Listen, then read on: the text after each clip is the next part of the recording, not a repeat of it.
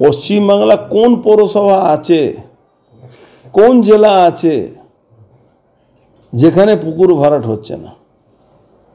আমি তো একটা মামলা করতে যাচ্ছি, পিআইএল করব।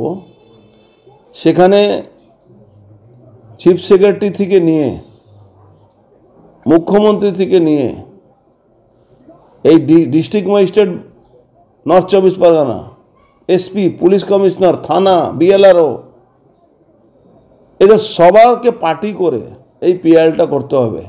রোজই মিডিয়াতে আসছে, রোজই মাননীয় মুখ্যমন্ত্রী মমতা ব্যানার্জি বলছেন কি এর উপরে আমরা নজর দিয়েছি, যে LR department, BLRO, chief secretary সব নজর রেখেছে, আর রোজ পুকুর ভরাট হয়ে যাচ্ছে। পুলিশকে বলতে গেলে পুলিশের রেট ফিক্স হয়ে যাচ্ছে, কাঠার প্রতি রেট ফিক্স আছে, কত কাঠা পুকুর আছে তার উপরে রেট ফিক্স আছে। বিএলআরও পয়সা নিচ্ছে, এসডিও পয়সা নিচ্ছে, জানি না ডিএম এর কাছে পৌঁছচ্ছে কি পৌঁছচ্ছে না, কিন্তু রোজ পুকুর ভরাট হচ্ছে। What is the action? না না, বেআইনি কলকাতা কর্পোরেশনে ভরাট হচ্ছে, মফস্বলে ভরাট হচ্ছে, গ্রামগঞ্জে কথা ছেড়ে দিন, পুরো জেলাতে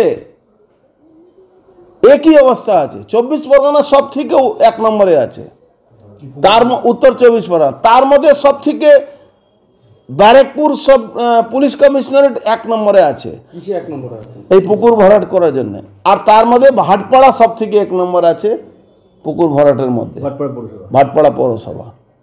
এবার যে যাবেন আপনারা জিজ্ঞেস করবেন, আচ্ছা আমরা দেখছি। তাহলে আমি একটা প্রশ্ন রেখে যাই, ভাটপাড়া পৌরসভার পক্ষ থেকে কটা মামলা হয়েছে?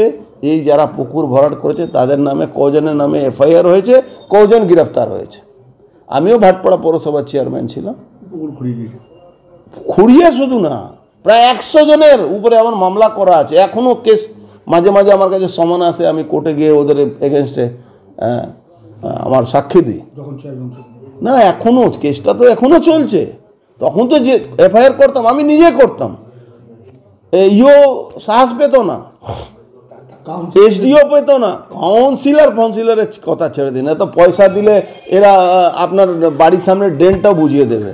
কাউন্সিলরের কথা ছাড়ুন তো, আপনি চলে যান তো বিটি রোডের উপরে ওই পানিহাটি পৌরসভাতে গার্বেজে পাহাড় লেগে আছে, গার্বেজে পাহাড় লেগে আছে সমস্ত জায়গা। আমরা তো ভাটপাড়া তাও অনেকটা জমি কিনে রেখেছিলাম, সেখানে গার্বেজ হয়তো পড়ছে কি পড়ছে না, কিছু জায়গায় গঙ্গায় ফেলার চেষ্টা হচ্ছিল। কিন্তু আমার ভাটপাড়া পৌরসভা একটা জিনিস আছে, আমি মানে অত জমি কিনে রেখেছিলাম ভাটপাড়া পৌরসভার জন্য কি পুকুর ভরাট এখনো 20 বছর ওখানে গার্বেজ রাখার জায়গা আছে, 20 বছর অবধি রাখতে পারে, ও লো ল্যান্ড কেনা হয়েছে। সেই জায়গাতে